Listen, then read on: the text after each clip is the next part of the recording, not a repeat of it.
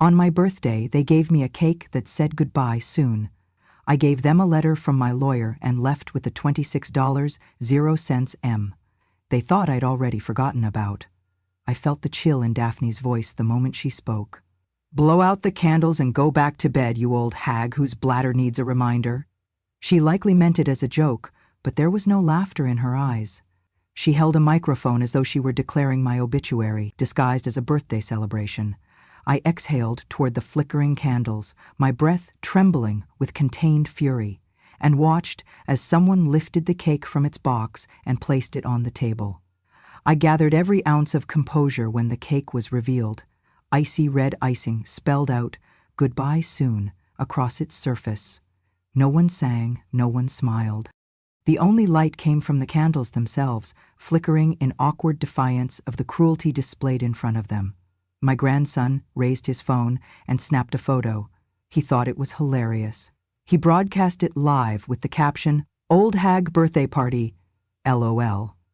I carried myself to the kitchen table and sat down, the mug of chamomile in front of me releasing faint steam that curled toward the ceiling like wisps of my dignity, slowly evaporating. Inside, every emotion screamed, heart pounding like a trapped bird's wing slot, but outwardly, I sipped the tea quietly, letting its warmth reach my tongue, encouraging me to remain calm. The laughter echoed through the kitchen, each chuckle branded the walls with resentment. I glanced up briefly at Daphne. She tilted her head and sneered as though interrogating me. "You okay, Grandma?" But she did not wait for answer. Nobody offered a birthday wish. It was as though my birth date became an obituary. I thought back to 6 months ago. There was a division in the living room. Evan and his financial advisor standing before me as I sorted laundry. "Sell the house, Mom," Evan said. "I can promise a win in 6 months." I paused my folding a knit sweater into muted squares and looked at him. "These walls hold our memories," I said. "I cannot let go of that. They called me a relic standing in the way of financial progress," Evan spat. "They did not realize that under California Penal Code SS 368, elder financial abuse, like coercing the elderly to sign away assets, carries felony charges of up to 4 years in prison and hefty fines." Suddenly, their simple document signing sounded much darker to me. Daphne chimed in with laughs and sarcastic sympathy. I had made the right choice, I knew that, but they had branded me backward, obsolete. That word relic embedded itself into my mind like shattered glass, shard after shard sinking into my resolve. Years of those small but calculated slights built up, calling me clumsy when I dropped dishes after cooking, ignoring my midnight cups of tea, ridiculing the way I dried tears in bedrooms at sunrise, dismissing every gentle rearrangement I made to keep order in chaos they themselves created. I was the constant. I failed to disappear.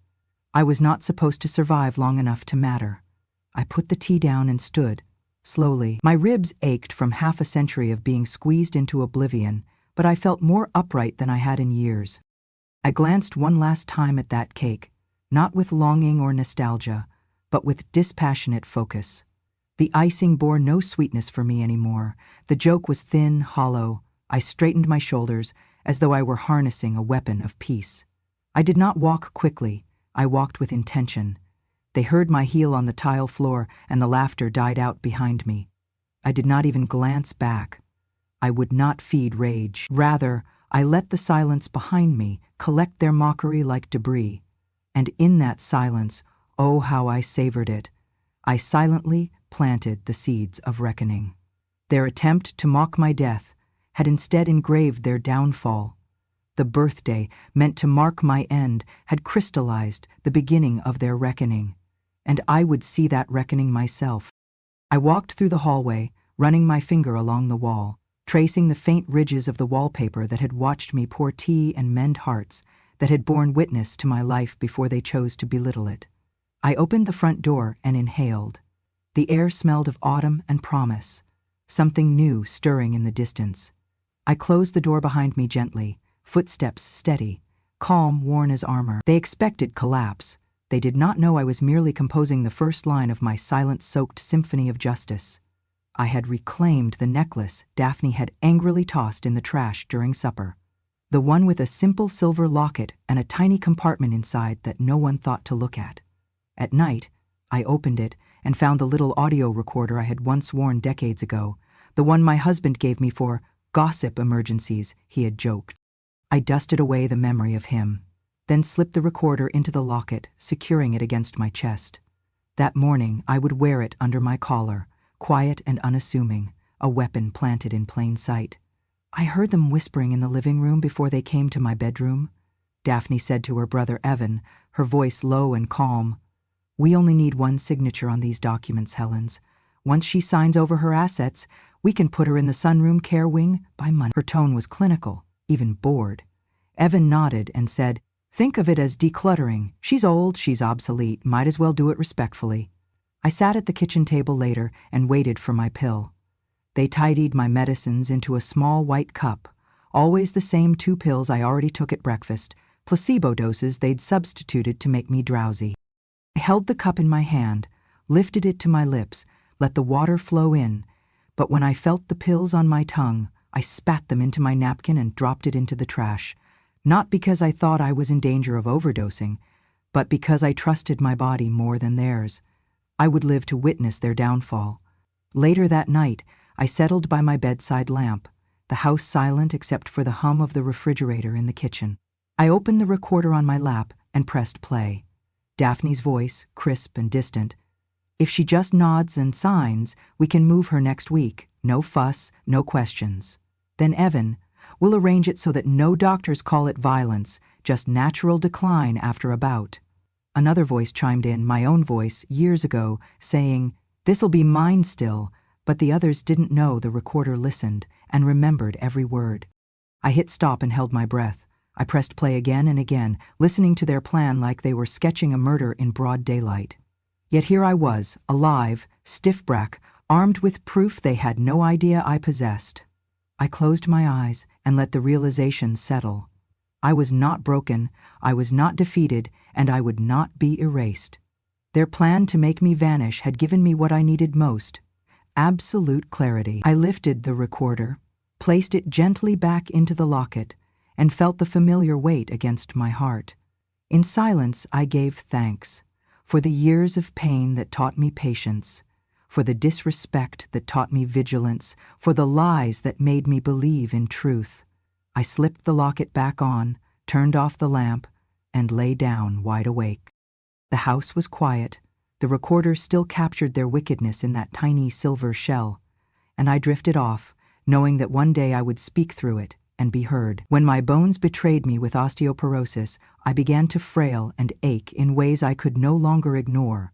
One night, I sat at my kitchen counter with trembling hands, staring at the bowl of food scraps beside me, and wondered if waste could be transformed into something better, something alive, something that might help, not just me but others. I scavenged every scrap of research I could find on microbial fermentation and anaerobic digestion, then began experimenting in my spare room, repurposing my old crockpot and kitchen scraps into a rudimentary bioreactor. By trial and error, I identified a strain of fibrolytic bacteria that could break down cellulose from vegetable peels, converting them into a rich protein paste we all knew as tempeh, but she could produce it faster and with far higher nutrient retention. I named it Nutribiome, and it became my secret laboratory miracle. I did not tell anyone. I mixed the fermented paste into soup for a neighbor whose diabetes had made her weak and brittle. She recovered enough to walk again, and that doctor said her improvement was medically unexpected. Once, when a community center ran short on protein for a luncheon, I left a container by the door, labeled "Homemade for Sharing." They called it gross and experimental, and one young woman texted, "Elderly lady making lab goo like a Marvel villain." I laughed that day, but deep down I felt a spark. They thought I was a clown for it. Daphne mocked me at brunch. "Still doing your creepy science, Grandma? You and your old jars of bacteria?" Evan pretended concern when I refused to wear the fancy orthopedic shoes they bought me, saying, "You are stuck in a time capsule, Mother." I let them talk. They did not deserve the truth. At night, after I returned from the grocery store, I slipped into my spare room and inspected my next batch. The liquid fermented into thick golden sludge, and I measured protein content with a small handheld meter that beeped affirmingly. Each day I refined it until Nutribiome could stand alone as a fortified meal for an older adult without any supplements. I stored dozens of jars in my pantry, fermenting silently behind canned beans and expired tea bags, as witness to the stubborn genius of someone they called outdated. Once I delivered a jar to my neighbor with bronchitis, and she recovered faster than the nurses expected. When the community center noticed that 3 of their clients stopped losing weight, they offered me a carton of milk in thanks. I accepted it and smiled, then threw the carton away discreetly, because acceptance from them would have meant nothing. They did not understand what real health looked like. They only measured speed and flash and social approval. And so I kept Nutribiome to myself, preserving it like time capsules of what I had built while they criticized me. I did it quietly, because they thought I had become obsolete. They believed the smart world belonged to tech bros and influencers who knew how to pout selfies, not to an old woman fermenting food waste into life. But all the while, I imagined the horror on their faces when they realized the truth. That the person they dismissed as an old science project was the very one who had discovered a nutritional breakthrough that could sustain the elderly, the impoverished, the overlooked. They did not know yet, but one day they would. When I sit now in the dark with a jar of Nutribiome in hand, its odor earthy and wholesome, I taste on my tongue the sweetness of vindication. This is not a paste from garbage. This is nourishment, resilience, proof that even discarded waste can become salvation if you understand fermentation, transformation, and the quiet persistence to persevere. And one day soon, when I reveal it, they will learn what real value looks like. Let them laugh now, they will cry later. The next morning I placed the letter on the dining table in plain view, an envelope thick and formal, bearing the name of my lawyer, enclosed with a single, chilling instruction handwritten at the flap: to be opened when you think I'm dead. I turned, buttoned my cardigan, took a deep breath, and walked out the front door as though I were going for a simple errand. Just before I closed the door behind me, I walked to the end of the hallway and picked up the local newspaper left folded on a chair. I turned it over my shoulder so that the front page, an article about a new generation of synthetic proteins, lay open, a quiet foreshadowing of the harvest I had planted from scraps. Holding the door handle behind me, I felt Daphne's eyes on me, narrowed with confusion and malice. She called out, "Grandma doesn't want to come in for breakfast? She's lost it, baby. Now she's losing her mind." Her voice cut through the morning like a rusty blade. I did not answer. As I walked down the driveway, I typed a short message into my phone for my grandson Vincent. I remember everything. Just that. No emojis, no weakness. He read it a moment later and replied with 2 tears of joy emojis, but I did not look at my phone again until I was halfway down the street, where the mailman lurked on his route. Daphne shrieked behind me so that the windows rattled. "She's completely gone, losing millions on fairy bacteria nonsense." Her voice shattered the quiet I had carried from my front porch. I turned my collar up against the morning breeze and continued walking. Her words were meant to shame me, but instead they freed me. I felt the chill of obligation peel away. I passed a row of maple trees turning gold in early autumn, their leaves fluttering like ticker tape. Cars passed without honking. A jogger nodded politely as she ran past. The quiet dignity of all that movement contrasted sharply with the chaos I had left behind in that house. I stopped outside a small cafe I had never visited but had seen from my kitchen window. I walked in with an upright posture, the envelope in my bag, and ordered herbal tea and oatmeal with berries. The barista asked, "Happy birthday, by the way," and I nodded and whispered, "Yes, it is." I took a seat by the window and stirred the oatmeal slowly, watching steam rise, tasting strength in the warmth. Behind me, phones pinged with social media notifications from the live stream they broadcast last night.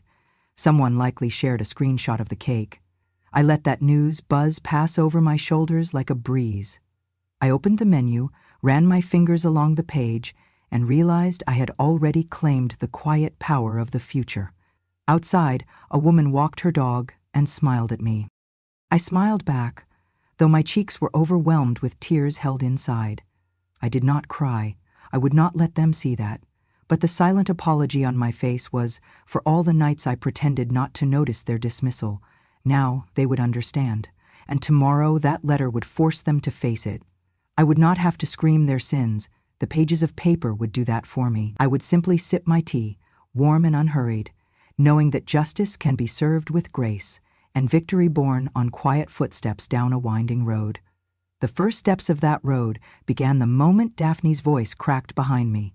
I remember everything, and that was enough.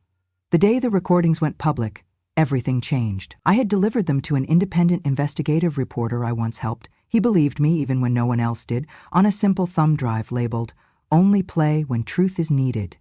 That evening, the first clip aired on social media. Daphne's voice rang clear. She has no value, just taking up space.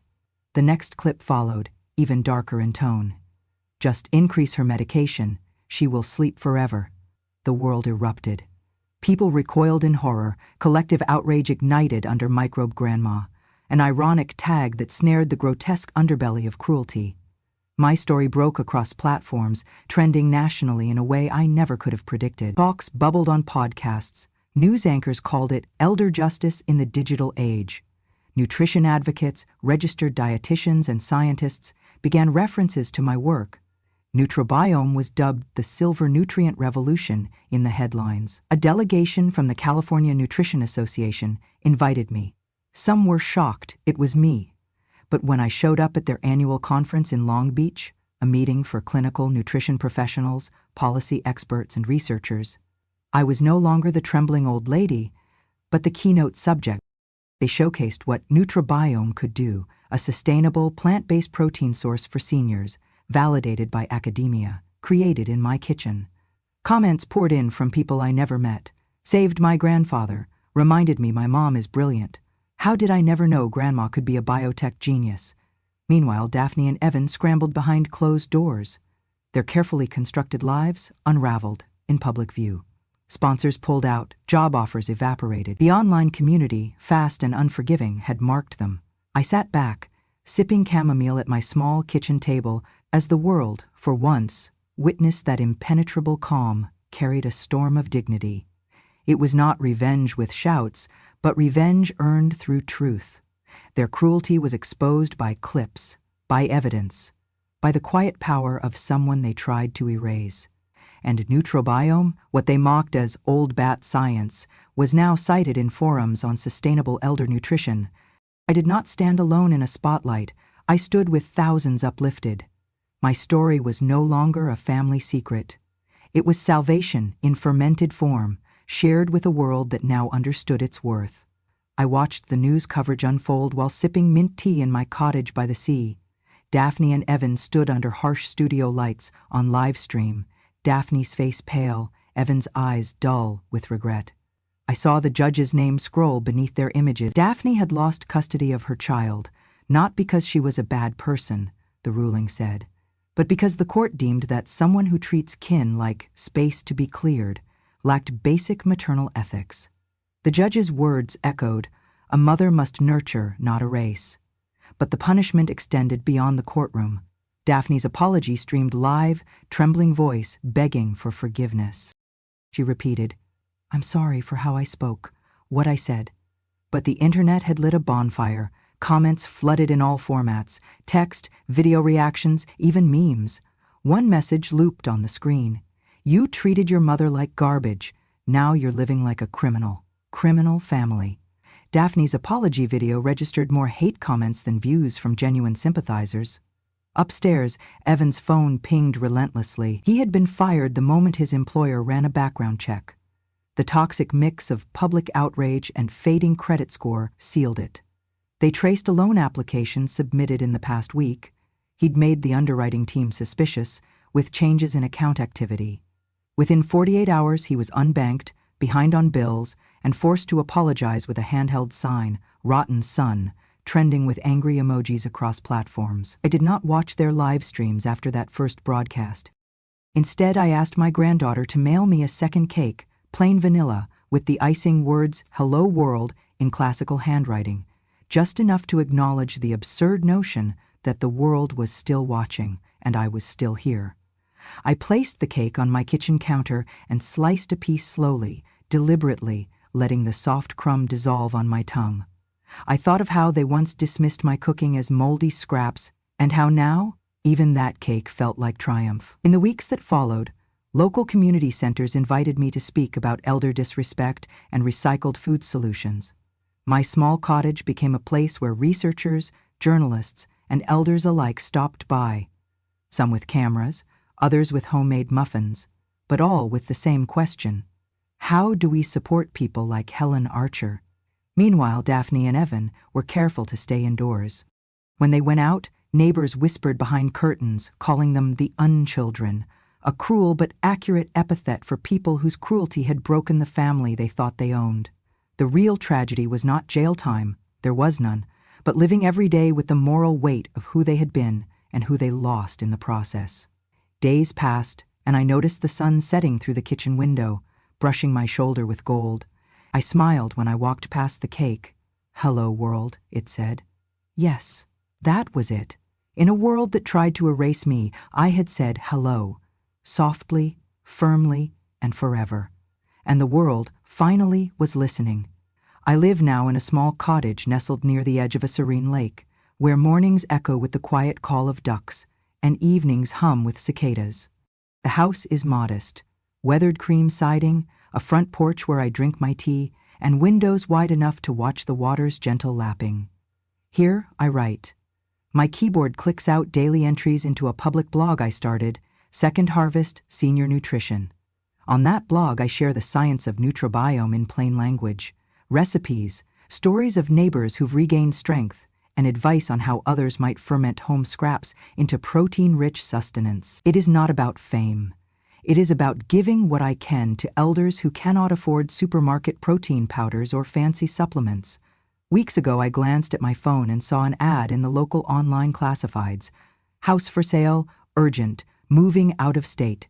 The picture was of Daphne's old house, and it hit me with a strange pang. She had left.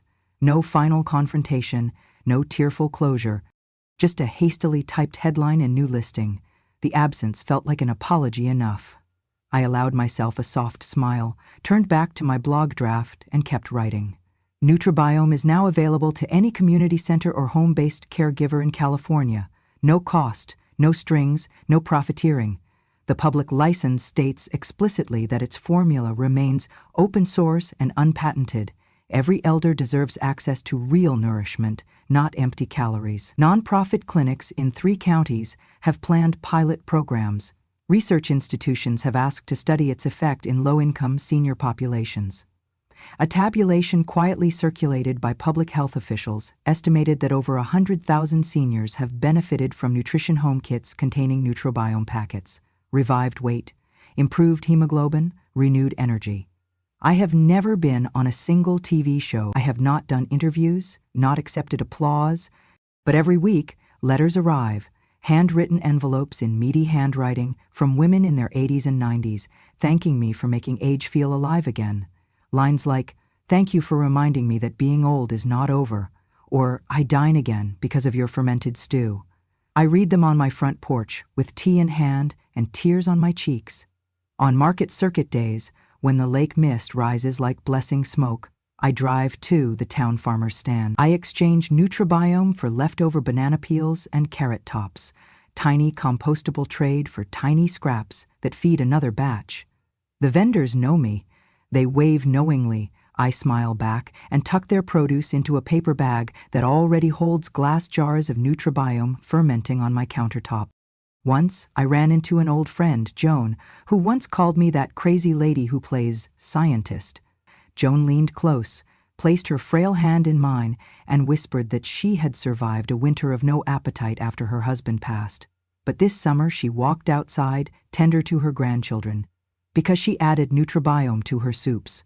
No official report could capture the dignity in her eyes. Sometimes I walk down to the water's edge just before sunset. I drop a jar of used cultures into a small compost basket I bring. I watch the fire-roaring sky ripple over the lake and think about how we become more ourselves in silence, away from judgment. My cottage stands alone now, but it is a place of refuge, of subtle healing. I see the world now through the lens of stewardship, not inheritance. I touch my age-spotted hands and feel pride. They are hands that built science out of scraps, love out of ferments. I never needed their praise. I needed only to know, in the humility of each stir in my crockpot, that I saved more than data. I salvage possibility. When I close my laptop after a blog post, the lake whispers outside. We are still here, it seems to promise. And yes, that is the truth. I survived their erasure, saved lives with humblest means, and now live in quiet harmony. Peace is not the absence of conflict. It is living on your own terms, fermenting change, day by gentle day. The door tapped gently, a quiet knock I knew only one child in my life would make, knowing my cottage, knowing the rules. I opened it to find a little girl, about 7 years old, face framed by soft curls and big, curious eyes. She carried a small cloth bag, and behind her a woman who had once been a beneficiary of Neutrobiome's gift. My neighbor from the city, recovering from illness last winter. Now she stood smiling, though she did not speak. The little girl offered the bag and said shyly, "Grandma Helen, a gift for you." Inside the bag was a drawing, stick figures of 2 hands holding a spoon over a steaming bowl labeled Neutrobiome. On the back, in careful lettering, an inscription, "Thank you for making Grandma's soup taste like sunshine." I knelt and took the girl's hand. In the kitchen, I poured us both a cup of chamomile tea. I asked, "Are you afraid of being old someday?" She looked at me solemnly, shook her head, and said, "I think getting old like you is super cool." I smiled and brushed a curl off her forehead. "Getting old is not frightening," I told her. "The only thing to fear is growing old and being forgotten. But when you live with purpose, when you pour your heart into creating what nobody expects, you become unforgettable." She nodded like she understood every word. We sat at my little wooden table beside a window where sunlight painted gold patterns on the floor. I sipped my tea, she sipped hers. It felt like a promise. Age could be beauty, could be wisdom, not something to hide, but something to share. I looked around the kitchen filled with fermenting jars, stacks of blog notes, and the unopened cards that arrived each day, thank you notes from elders who regained strength, from families who rediscovered joy at the table. I realized I had built more than a recipe. I had sown hope, and for that I needed no medals, no awards, no headlines. I had nurtured renewal in people once dismissed like empty jars. That was enough. I did not expect to hear that soft rap on the screen door. I was watering my herbs, hands still damp and fragrant with mint and lavender, when I noticed a small figure framed in the glass, tiny hands pressing against the pane, hair braided and eyes full of curiosity and hope. I opened the door, and there she stood, the little girl, the daughter of the woman I once helped with Neutrobiome. The neighbor, who last winter nearly gave up after her car accident and diabetes, left her listless. That woman's daughter, now 7, offered me a smile and a hastily drawn picture in her hand. Inside, she carried a crumpled envelope, the texture of earnest crayon drawings pressed into the paper. I invited her to follow me into the kitchen. I washed my hands, then offered her a small cup of chamomile. She looked more excited than confused, and when I asked, "Do you want to sit at the table?" she nodded seriously, no hesitation. I poured the tea slowly, watching the wan steam dance between us. I asked gently, "Do you ever feel old, like other people look at you differently?"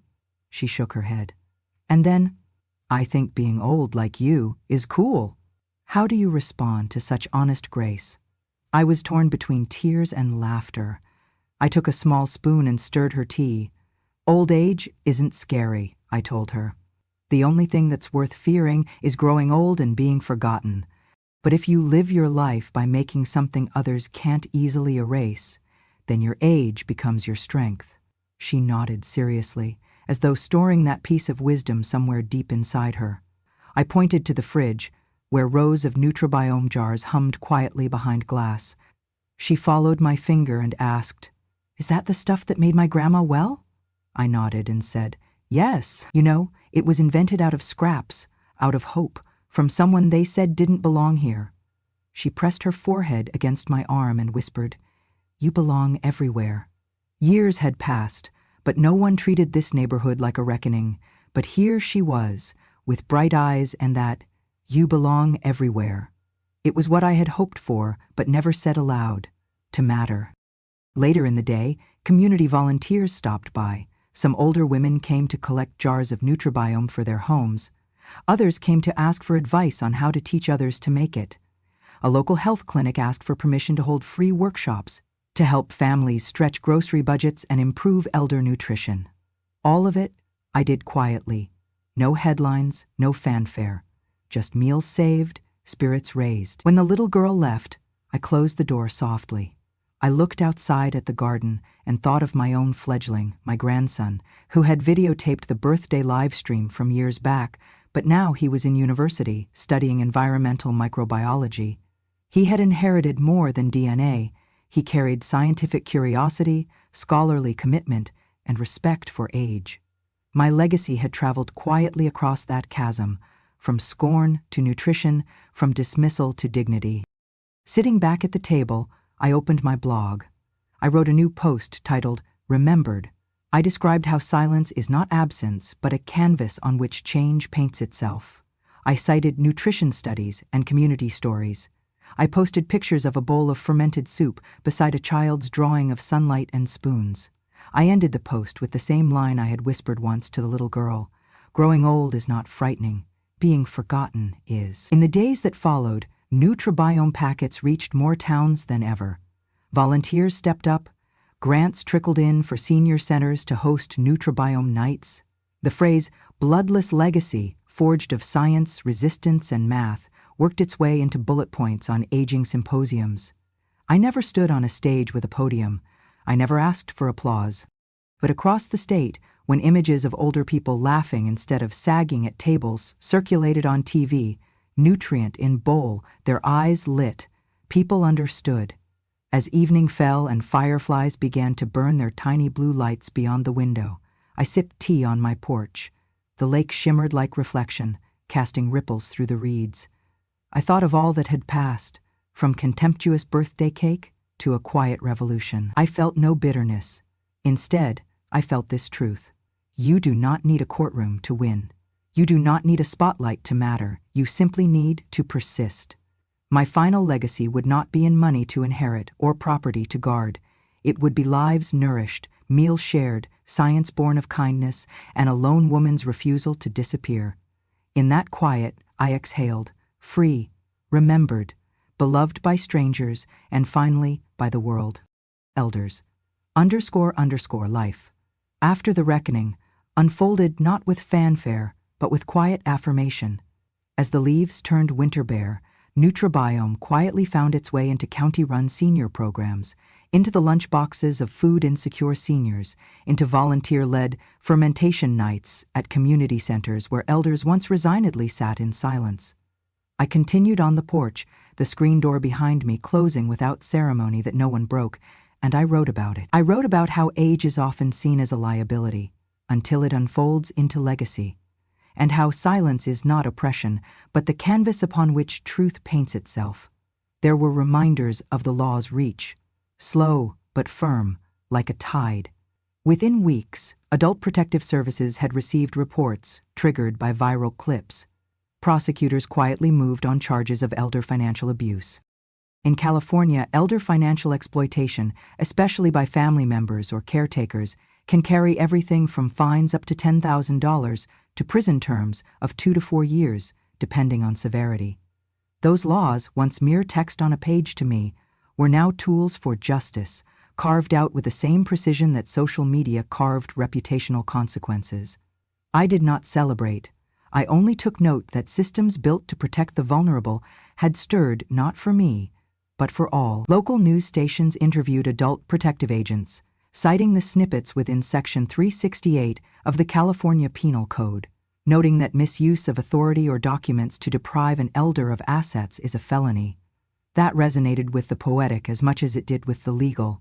My story had exposed the abyss between legal protection and cultural ignoring, and the law had now moved closer. In winter's blue light, I laced up my boots and walked carefully along frozen edges of the lake.